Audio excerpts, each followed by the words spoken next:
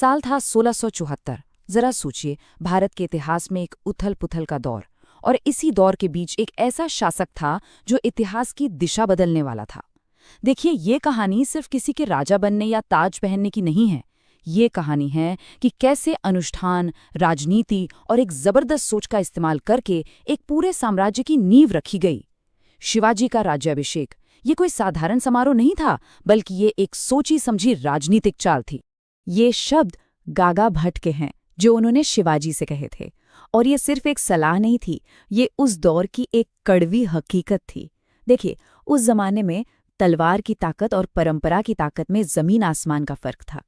जीती हुई जमीन आज है, कल नहीं, लेकिन धर्म और परंपरा से मिली वैधता यानी लेजिटिमेसी पीढ़ियों तक चलती थी। शिवाजी के पास फौज थी, किले थे, सब कुछ था, लेकिन जब तक वो विधि विधान से एक राजा घोषित नहीं होते, बाकी शासकों की नज़र में उनका सम्मान अधूरा था। तो चलिए इस पूरी कहानी को परत दर परत समझते हैं। सबसे पहले देखेंगे कि ताज के बिना भी शक्ति कैसी थी, फिर वैधता की जरूरत क्यों पड़ी, उस जरूरत को पूरा करने के लिए क्या किया गया, फिर उस भव्य राज्याभिषेक को करीब से जानेंगे। ये भी देखेंगे कि क्या सबने इस अधिकार को मान लिया, और आखिर में छत्रपति की विरासत पर बात करेंगे।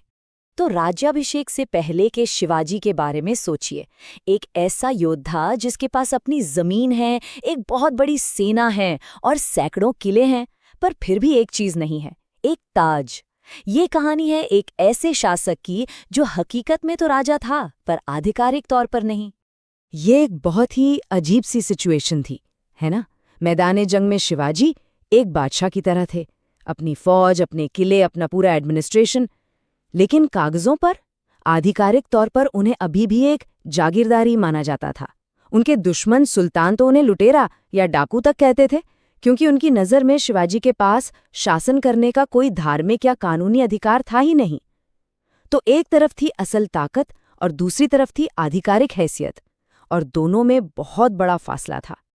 देखिए, तलवार के जोर पर आप जमीन जीत सकते हैं, पर एक स्थायी साम्राज्य नहीं बना सकते। एक स्टेबल एम्पायर बनाने के लिए कुछ और चाहिए होता है, और शिवाजी इस बात को बहुत अच्छी तरह समझते थे। उन्हें पता था कि असली ताकत तब मिलती है जब लोग और बाकी राजा महाराजा आपको सिर्फ एक विजेता नहीं, बल्कि अपना धर्मसम्मत शासक माने। इस स्लाइड को देखिए, ये इस पूरी समस्या की जड़ है। एक तरफ है डी फैक्टो पावर, यानी वो ताकत जो हकीकत में आपके पास है, जैसे शिवाजी की सेना और किले, और दूसरी तरफ है डी ज्यूर अथॉरिटी, यानी वो अधिकार जो आपको धर्म और परंपरा से मिलता है। शिवाजी के पास पहली वाली ताकत तो बहुत थी, लेकिन दूसरी के बिना उनका साम्राज्य हमेशा कमजोर रहता। और ये बात समझना बहुत जरूरी है, राज्याभिषेक सिर्फ दिखावा नहीं था, ये शासन चलाने की एक प्रैक्टिकल जरूरत थी। उस औपचारिक मोहर के बिना उनके आदेशों में वो वजन नहीं आता जो एक संप्रभु राजा के आदेश में होता है। कोई भी उनके फरमान को ये कहकर चुनौती दे सकता था कि भाई, तुम्हें आदेश देने का हक ही किसने दिया है। और यहीं पर शिवाजी के सामने सबसे बड़ी चुनौती आके खड़ी हो गई। ताकत थी, रणनीति थी, हिम्मत थी, सब कुछ था, पर उनके रास्ते में खड़ी थी हजारों साल पुरानी एक परंपरा। धर्मशास्त्र साफ कहते थे कि राजा सिर्फ एक क्षत्रिय ही बन सकता है, और शिवाजी जन्म से इस परिभाषा में फिट नहीं बैठते थे। ये एक ऐसी दीवार थी जिसे तलवार से नहीं तोड़ा जा सकता था। तो सवाल ये था कि जब परंपरा एक दीवार की तरह खड़ी हो तो क्या किया जाए। शिवाजी ने हार नहीं मानी। उन्होंने एक ऐसा इंसान ढूंढा जिसके पास इस दीवार को गिराने का ज्ञान और अधिकार दोनों थे, और वो थे उस दौर के सबसे बड़े विद्वान गागा भट्ट। ये हैं गागा भट्ट। इन्हें आप सिर्फ एक पंडित मत समझिए, ये उस दौर के धर्म और परंपरा के मामलों में एक तरह से सुप्रीम कोर्ट थे। वाराणसी से आए थे और धर्मशास्त्रों के सबसे बड़े एक्सपर्ट माने जाते थे। उनके कहे शब्दों में इतनी ताकत थी कि वो किसी का भी सामाजिक दर्जा बदल सकते थे, और शिवाजी को इसी ताकत की जरूरत थी। तो गागा भट्ट ने सॉल्यूशन क्या निकाला? उन्होंने एक तरह से जीनेलॉजिकल वैलिडेशन का रास्ता अपनाया। उन्होंने एक पूरी वंशावली तैयार की जो शिवाजी के भोसले परिवार को सीधे मेवाड़ के महान सिसोदिया राजपूतों से जोड़ती थी, जो सूर्यवंशी क्षत्रिय थे। अब ये सिर्फ एक कागज का टुकड़ा नहीं था, ये शिवाजी को राजा बनने का एक धार्मिक और सामाजिक लाइसेंस था। सबसे बड़ी रुकावट दूर हो चुकी थी। लेकिन सिर्फ वंशावली काफी नहीं थी, अब इसे अनुष्ठान से भी तो पक्का करना था। तो इसके लिए शिवाजी का उपनयन संस्कार यानी जनेऊ संस्कार किया गया।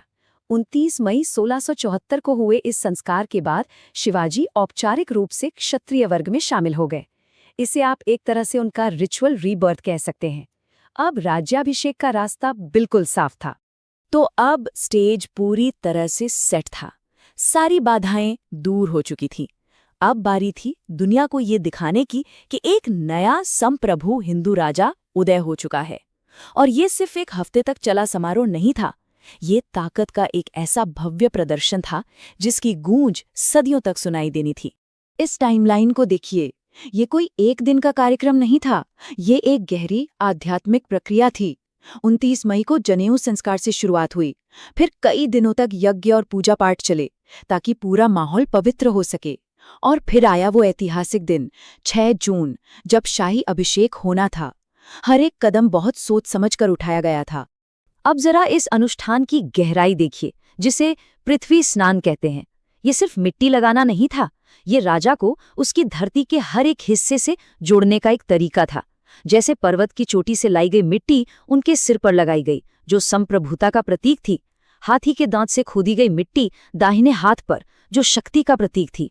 हर एक कण का एक गहरा मतलब था, जो राजा को उसके राज्य के साथ एकाकार कर रहा था।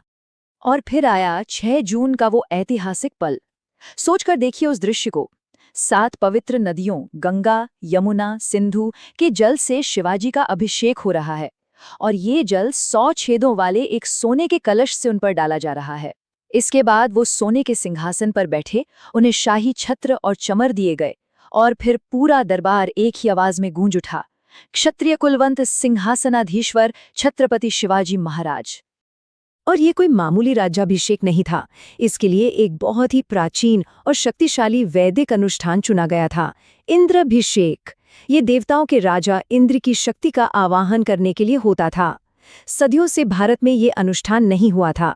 इसे दोबारा करके शिवाजी सिर्फ एक राजा नहीं बन रहे थे, बल्कि वो एक प्राचीन संप्रभु हिंदू परंपरा को फिर से जिंदा कर रहे थे। ये अपने आप में एक बहुत बड़ा राजनीतिक संदेश था। लेकिन क्या ताज पहनते ही सारी मुश्किलें खत्म हो जाती हैं? कहानी इतनी सीधी नहीं है। शिवाजी राजा तो बन गए, पर उनकी सत्ता को अभी भी कई चुनौतियों का सामना करना था। असल परीक्षा तो अब शुरू होनी थी। एक बात तो साफ थी, इस राज्याभिषेक ने शिवाजी की हैसियत पूरी तरह से बदल दी थी। अब वो सिर्फ एक मराठा सरदार या कोई विद्रोही नहीं थे, वो एक छत्रपति थे, यानी एक संप्रभु धर्म सम्मत सम्राट। ये सिर्फ एक उपाधि नहीं, ये एक नई पहचान थी जो उन्हें बाकी सुल्तानों और बादशाहों के बराबर खड़ा करती थी। पर सवाल ये उठता है कि क्या उनके छत्रपति बनते ही सबने उन्हें अपना राजा मान लिया था? क्या उनकी सत्ता पर अब कोई सवाल नहीं उठ सकता था? या कहानी में अभी भी कुछ और मोड़ आने बाकी थे?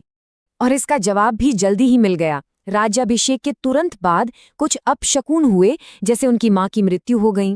डच रिकॉर्ड्स बताते हैं कि कुछ ब्राह्मणों ने उनके लिए वेदों का पाठ करने से भी मना कर दिया था। निश्चलपुरी नाम के एक तांत्रिक विद्वान ने तो ये तक दावा कर दिया कि वैदिक विधि में ही खामी थी।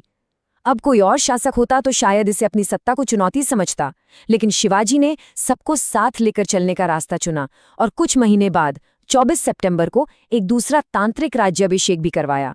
यह उनकी कमजोरी नहीं, बल्कि उनकी राजनीतिक समझदारी थी। तो आखिर में इस पूरी कहानी का मतलब क्या है? शिवाजी के इस राज्याभिषेक की वो कौन सी विरासत है जो आज भी हमारे लिए मायने रखती है? चलिए इस पूरे घटनाक्रम के सार को समझते हैं। ये स्लाइड एक तरह से पूरी कहानी का निचोड़ है। राज्याभिषेक से पहले शिवाजी एक सफल विद्रोही थे, जिनकी ताकत उनकी तलवार से आती थी। राज्याभिषेक के बाद वो एक विधि पूर्वक सम्राट बन गए, जिनकी ताकत अब धर्म और परंपरा से आ रही थी। वो एक रूल ब्रेकर से एक रूल मेकर बन गए थे। और यहीं आकर ये कहानी हम सब के लिए एक बहुत गहरा सवाल छोड़ जाती है। एक शासक के लिए शक्ति का प्रदर्शन कब खुद शक्ति बन जाता है? क्या ताज पहनने से ताकत मिलती है, या जो पहले से ताकतवर है सिर्फ वही ताज पहन सकता है? ये एक ऐसा सवाल है जिसका जवाब इतिहास में हमेशा खोजा जाता रहा है।